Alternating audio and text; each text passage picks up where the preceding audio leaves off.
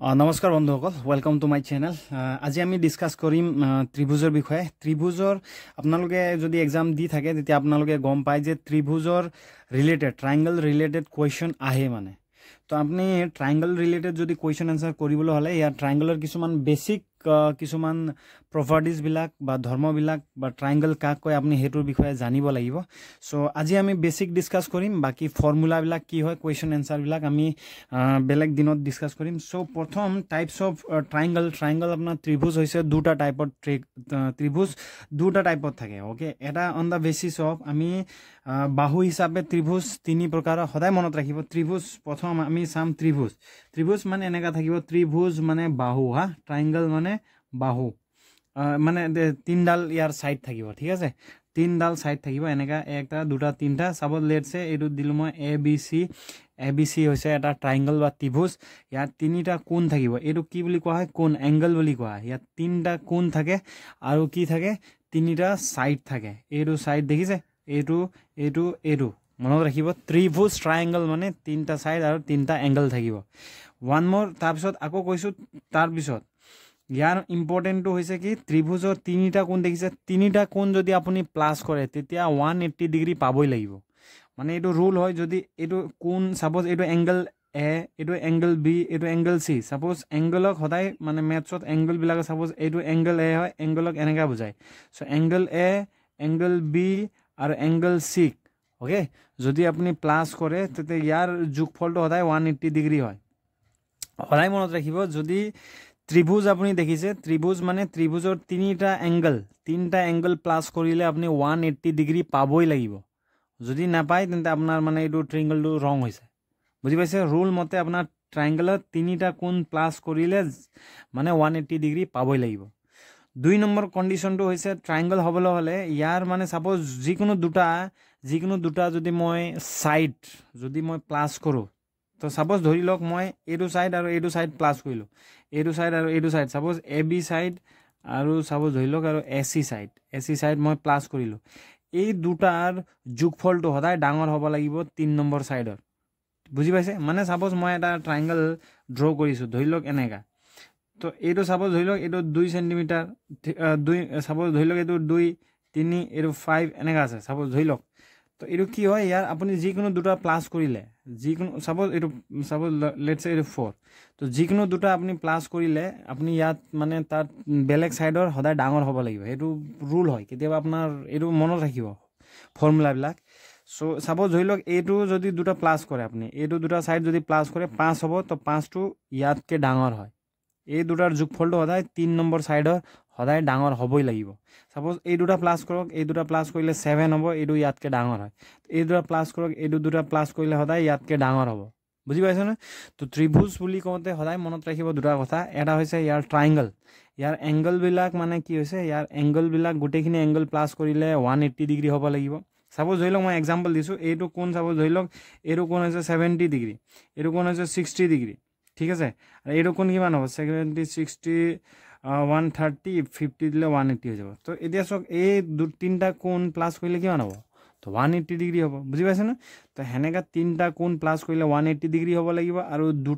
যদি ইয়াৰ দুটা বাহু বা দুটা সাইড আপুনি প্লাছ কৰে, তো 3 নম্বৰ সাইডতকৈ ডাঙৰ হ'ব লাগিব। মানে কেতিয়াবা অপশ্যন দি দিব পাৰে, ইয়াৰ কোনটো ত্ৰিভুজৰ ৰুল প্ৰপাৰ্টিজ ফ'ল' কৰা নাই, সেনেকা কিছুমান অপশ্যনেল টাইপৰ দিব পাৰে। সো আমি ত্ৰিভুজৰ আমি টাইপছ চাম। সো নাম্বাৰ 1 টাইপছ হৈছে on the basis of side, ঠিক আছে। মানে বাহুৰ ওপৰত ভিত্তি কৰি, বাহুৰ ওপৰত ভিত্তি কৰি। সো বাহুৰ ওপৰত ভিত্তি কৰি ত্ৰিভুজ কিমান প্ৰকাৰ, সদায় ত্ৰিভুজ তিনিটা টাইপৰ থাকে। বাহুৰ ওপৰত ভিত্তি কৰি ত্ৰিভুজ তিনিটা টাইপত থাকে, আৰু আপোনাৰ কোণৰ ওপৰত ভিত্তি কৰি, এংগলৰ ওপৰত ভিত্তি কৰি ত্ৰিভুজ তিনিটা টাইপত থাকে। আৰু আপোনালোকে শ্বৰ্টকাট মাৰিব নাযাব। আপুনি ইনিচিয়েল যদি বেছিকৈ আপোনালোকৰ নাই, তেতিয়া আপোনালোকে শ্বৰ্টকাট ভিডিঅ' চাই কিনেও ফাইদা নহ'ব। শ্বৰ্টকাট আপুনি নিজে বনাব পাৰিব যেতিয়া আপুনি এক্সপাৰ্ট হৈ যাব। সাপোজ ধৰি লওক আপুনি চাইকেল চলাব বিচাৰিছে, এতিয়া বোলে হাত নধৰাকৈ আপুনি চাইকেল চলাব বিচাৰিছে। তো ইনিচিয়েল লেভেলত আপুনি বোলে চাইকেল চলাবই নাজানে, কেনেকৈ চাইকেল চলায় তো আপুনি হাত নধৰাকৈ চলাব পাৰিব নেকি প্ৰথম আপুনি হাত ধৰাকৈ চলাব পাৰিব লাগিব তাৰপিছত অট'মেটিকেলি সেইটো বস্তু আহি যায় মানে বুজি পাইছে না তো ঠিক তেনেদৰে এইবিলাক বস্তু এনেকুৱা হয় শ্বৰ্টকাটত নাযাব কেতিয়াবা ইউটিউব ভিডিঅ'ত ক'ৰবাত শ্বৰ্টকাট আহি শ্বৰ্টকাট আপুনি এটা দুটাতহে সেইবিলাক এপ্লাই কৰিব পাৰিব বাকীবিলাক চব ভিডিঅ'ত আপুনি মানে চব মানে চব কুৱেশ্যনত আপুনি এপ্লাই কৰিব নোৱাৰিব সেইবিলাক ঠিক আছে আৰু এইবিলাক আপোনালোকে নোটছ বনাব নোটছ নবনালে ইম্পৰ্টেণ্ট যোনটো লাগিছে আপোনাক এইটো বস্তু ইম্পৰ্টেণ্ট হয় তো আপুনি এইবিলাক নোটছ বনাই থ'ব চ' এটা হৈছে ত্ৰিভুজৰ প্ৰকাৰ অন দ্য বেচিছ অফ ছাইডৰ ওপৰত ভিত্তি কৰি ত্ৰিভুজ তিনি প্ৰকাৰ ঠিক আছে তিনিটা টাইপছ থাকে তিনিটা টাইপছৰ থাকে নাম্বাৰ 1 হৈছে স্কেল এণ্ড ট্ৰাইংগল চাপ'জ ধৰি লওক স্কেল এণ্ড ট্ৰাইংগল মই অসমীয়াটো ক'ম বাৰু scale and triangle TRINGLE scale and triangle এইটোক মানে কি অসমীয়াত বুলি কয় বিষম বাহু ত্ৰিভুজ বিষম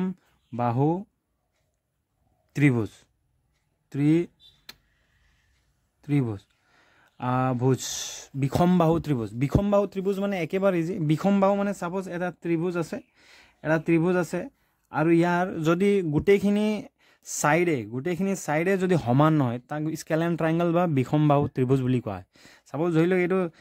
এনেকৈ এইটোৱে চাপ'জ ধৰি লওক এইটো 2 চেণ্টিমিটাৰ এইটো 3 চেণ্টিমিটাৰ এইটো 4 চেণ্টিমিটাৰ দেখিছে তো ইয়াৰ গোটেইখিনি চাপ'জ এ বি চি এইটো এটা ত্ৰিভুজ হয় এইটো চাপ'জ ছাইডটো 2 চেণ্টিমিটাৰ এইটো ছাইডটো 3 চেণ্টিমিটাৰ এইটো 4 চেণ্টিমিটাৰ তো তিনিডাল বাহুৱে সমান হয় জানো নহয় তিনিডাল বাহুৱে মানে বেলেগ বেলেগ আছে ইয়াৰ মেজাৰমেণ্টবিলাক চ' তিনিটা যদি বাহু মানে আপোনাৰ সেম নাথাকে তাক কি বুলি কোৱা হয় বিষম বাহু ত্ৰিভুজ বা স্কেল এণ্ড ট্ৰাইংগল বুলি কোৱা হয় একেবাৰে ইজি ক'ৰবাত যদি আপুনি ত্ৰিভুজ দেখিছে তিনিটা ছাইড চাব ইকুৱেল যদি নহয় স্কেল এণ্ড ট্ৰাইংগল বা বিষম বাহু ত্ৰিভুজ হয় বুজি পালে বিষম বাহু ত্ৰিভুজ মানে কি নাম্বাৰ 2 হৈছে আইচ'স্কেলছ ট্ৰাইংগল ইংলিছটো জনা দৰকাৰ দেই আজিকালি অকল মানে আপুনি অসমীয়াত মানে পঢ়িছে বা অসমীয়াটোৱে জনা দৰকাৰ সেইটো নহয় ইংলিছটো কম্পিটিটিভ এক্সামৰ কাৰণে অলপ চলপ আমি ইংলিছটো শিকি থ'ব লাগে চ' এইটোক সমদ্বি বাহু ত্ৰিভুজ বুলি কয় দেই সমদ্বি বাহু ত্ৰিভুজ আপোনালোকে নোটছ বনাই ল'ব ত্ৰিভুজ আৰু সদায় ৰেগুলাৰ প্ৰেক্টিছ কৰিব চ' সমদ্বি বাহু ত্ৰিভুজ মানে কি আইচ'স্কেলছ ট্ৰাইংগল একেবাৰে ইজি চাপ'জ ধৰি লওক এইটো এ বি চি ত্ৰিভুজ হয় আইচ'স্কেলছ ট্ৰাইংগলছ মানে কি হয় ইয়াৰ মানে স্কেল এণ্ড ট্ৰাইংগল কি আছিলে ইয়াৰ কোনো ছাইড এ বি ছাইড বা বি চি ছাইড বা এ চি ছাইড কোনো ছাইডে ইকুৱেল নহয় কিন্তু সমদ্বি বাহু ত্ৰিভুজ বা আইচ'স্কেলছ ট্ৰাইংগলছত কি হয় যিকোনো দুটা ছাইড ইকুৱেল হয় সমদ্বি বাহু ত্ৰিভুজ মানে যিকোনো দুটা ছাইড ইকুৱেল হ'ব বিষম বাহু বা আইচ'স্কেলছ ট্ৰাইংগলছ মানে কোনো ছাইডে ইকুৱেল নহয় এইটো আইচ'স্কেলছ ট্ৰাইংগল বা সমদ্বি বাহু ত্ৰিভুজ মানে অনলি দুটা ছাইড ইকুৱেল হয় ছাপ'জ মই ধৰি লৈছোঁ বোলে এইটো 4 চেণ্টিমিটাৰ এইটো 4 চেণ্টিমিটাৰ এইটো বোলে 3 চেণ্টিমিটাৰ ধৰি লওক বুজি পাইছেনে তো এতিয়া দেখিছে ইয়াৰ এইটো ত্ৰিভুজ ছাপ'জ আৰু এটা মই এক্সাম্পল দিছোঁ এ বি চি বা PQR এনেকুৱা ট্ৰাইংগল PQR ছাপ'জ এইটো 5 চেণ্টিমিটাৰ এইটো 6 চেণ্টিমিটাৰ ছাপ'জ ধৰি লওক এইটো 4 চেণ্টিমিটাৰ এইটো চেণ্টিমিটাৰ ঠিক আছে এতিয়া ইয়াত চাওক চৰি এইটো ছাপ'জ ধৰি লওক মই 5 চেণ্টিমিটাৰ দি দিম এইটো 5 চেণ্টিমিটাৰ এতিয়া চাওক ছাপ'জ ইয়াত দুটা মানে ছাপ'জ এইটো ছাইড ইকুৱেল হৈছে ইয়াতো এইটো ছাইড ইকুৱেল হৈছে মানে ইয়াত দুটা ছাইড ইকুৱেল থাকে সমদ্বি বাহু ত্ৰিভুজ মানে দুটা ছাইড ইকুৱেল থাকে ঠিক আছে অনলি যিকোনো দুটা ছাইডহে ইকুৱেল থাকে 3 নম্বৰ ছাইডটো ইকুৱেল নাথাকে বুজি পাইছে চ' নেক্সট আমি ডিছকাছ কৰিম ৰ'ব আৰু 3 নম্বৰ এতিয়া আমি বাহুৰ কথাহে ডিছকাছ কৰি আছোঁ ঠিক আছে 3 নম্বৰটো হৈছে ইকুইলেটাৰেল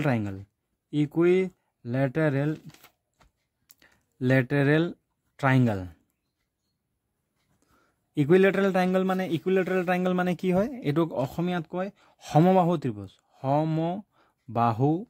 ত্ৰিভুজ একেবাৰে ইজি সমবাহু মানে সমান বাহু চ' অল ছাইডছ আৰ ইকুৱেল মানে ছাপ'জ ধৰি লওক অল ছাইড ইকুৱেল হ'ব এতিয়া মানে এইটো 3 চেণ্টিমিটাৰ যদি ধৰোঁ এইটো 3 চেণ্টিমিটাৰ যদি ধৰোঁ এইটো 3 চেণ্টিমিটাৰ হ'ব ছাপ'জ এ বি চি এইটো অল ছাইড গোটেইখিনি ছাইডে ইকুৱেল হ'ব সমবাহু ত্ৰিভুজটো ইকুইলেটাৰেল ট্ৰাইংগলটো একেবাৰে ইজি ছাপ'জ লেটছে আমি ধৰি লৈছোঁ এইটো PQR ত্ৰিভুজ হয় আৰু ধৰি লৈছোঁ এইটো 5 চেণ্টিমিটাৰ এইটো 5 চেণ্টিমিটাৰ এইটো 5 চেণ্টিমিটাৰ তো অল ছাইডছ আৰ ইকুৱেল তো ইকুইলেটাৰেল ট্ৰাইংগল মানে অল ছাইডছ আৰ ইকুৱেল হয় যদি আপুনি অল ছাইডছ আৰ ইকুৱেল হয় তেতিয়া এইটো ইকুইলেটাৰেল ট্ৰাইংগল হয় এতিয়া আমি নেক্সট চাম on the basis of angle okay মানে কোণৰ ওপৰত ভিত্তি কৰি ত্ৰিভুজ আকৌ তিনি প্ৰকাৰ থাকে বাহুৰ ওপৰত ভিত্তি কৰি ত্ৰিভুজ তিনি প্ৰকাৰৰ ওকে বাহুৰ ওপৰত ভিত্তি কৰি ত্ৰিভুজ তিনি প্ৰকাৰ প্ৰথম স্কেলেন ট্ৰায়াঙ্গল বা বিষম বাহু মানে কোনো সাইডে ইকুয়াল না থাকে আইসোস্কেলস ট্রায়াঙ্গল বা সমদ্বিবাহু ত্রিভুজ অনলি দুটা সাইড ইকুয়াল থাকে তার পিছত আপনার হইছে ইকুইলেটারাল ট্রায়াঙ্গল বা সমবাহু ত্রিভুজ সব গোটেইখিনি ইকুয়াল থাকে প্রথম একেবারে ইজি প্রথম হইছে গোটেইখিনি কোনো মানে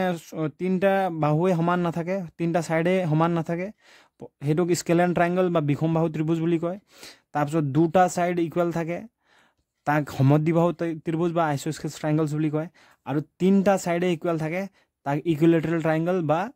সমবাহু ত্ৰিভুজ বুলি কয় এইটো অনলি বাহুৰ ক্ষেত্ৰতে সাইডৰ ক্ষেত্ৰতে এতিয়া আমি চাম এংগল অন দা বেসিস মানে কোণৰ ওপৰত ভিত্তি কৰি কোণৰ ওপৰত ভিত্তি কৰি আকৌ ত্ৰিভুজ তিনি প্ৰকাৰৰ এটা কি হয় আমি চাম প্ৰথম এক নম্বৰ হৈছে acute angle triangle বুলি কয় acute angle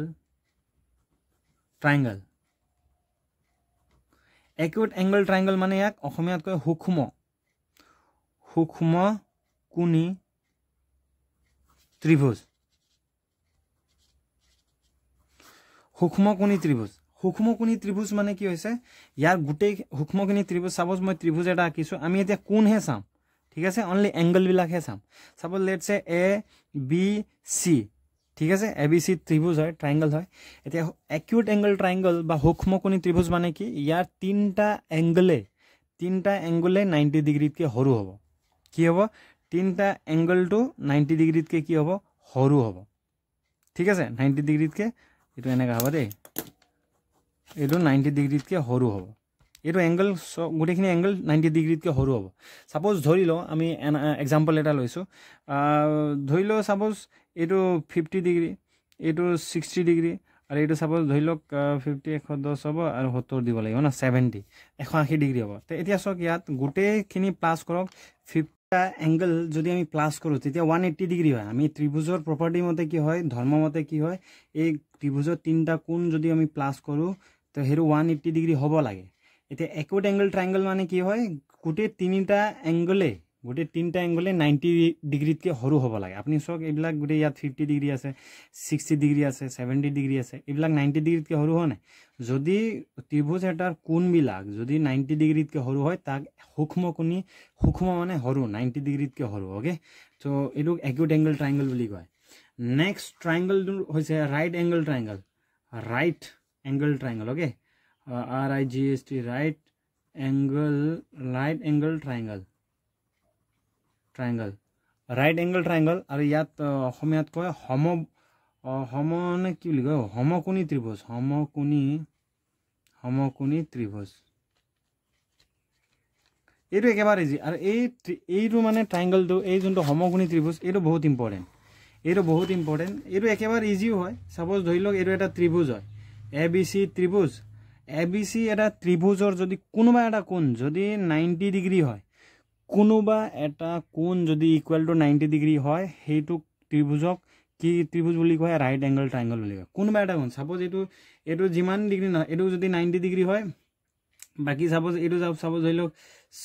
60 ডিগ্ৰী হয় তেতিয়া কিমান হয় এটো অবভিয়াসলি এটো 30 ডিগ্ৰী হ'ব লাগিব বুজি পাইছে না 30 ডিগ্ৰী হ'ব লাগিব মই এনে কথাটোহে কৈছো দেই এতিয়া কি হয় রাইট অ্যাঙ্গেল ট্রায়াঙ্গল বা সমকোণী ত্রিভুজ মানে সদায় মনত ৰাখিব কোনোবা এটা কোণ তিনটা কোণৰ ভিতৰত কোনোবা এটা কোণ কিন্তু 90 ডিগ্ৰী থাকিব ঠিক আছে কেতিয়াবা এনেকৈ দিয়া থাকে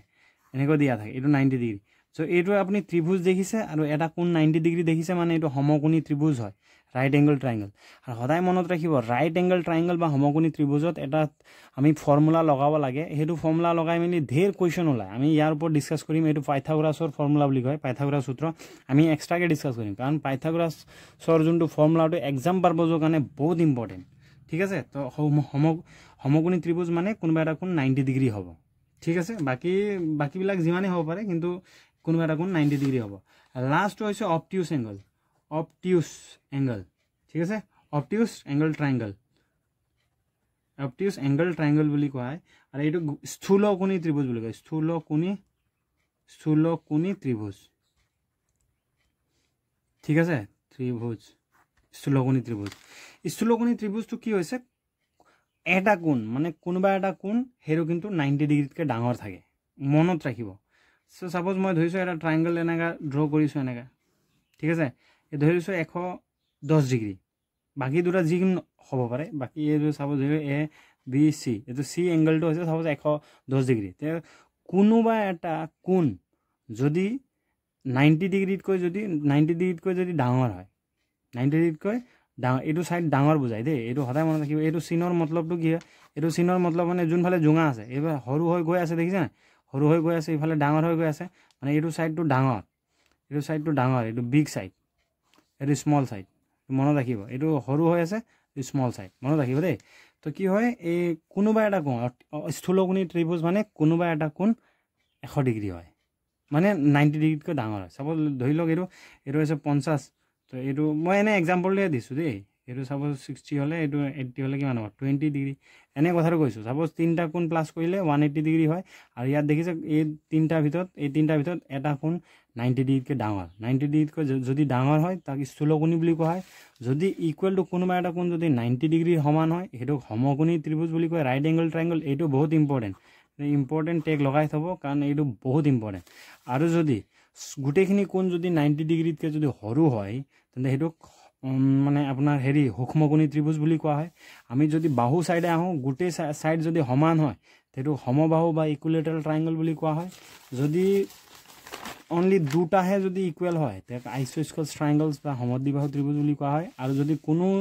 গুটি তিনটাই যদি ইকুৱেল নহয় তেন্তে হেতুক বিখম বাহু বা স্কেলেন ট্ৰায়াঙ্গল বুলি কোৱা হয় সো ট্ৰায়াঙ্গলৰ ওপৰত ইমানখিনি বেসিক আছিল নেক্সট ভিডিওত আমি ফৰ্মুলা লৈ আহিম আৰু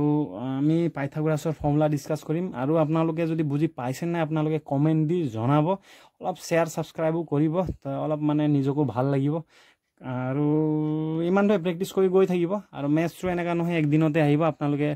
প্ৰেক্টিস কৰি গৈ থাকিব লাগিব ওকে থ্যাংক ইউ সো মাচ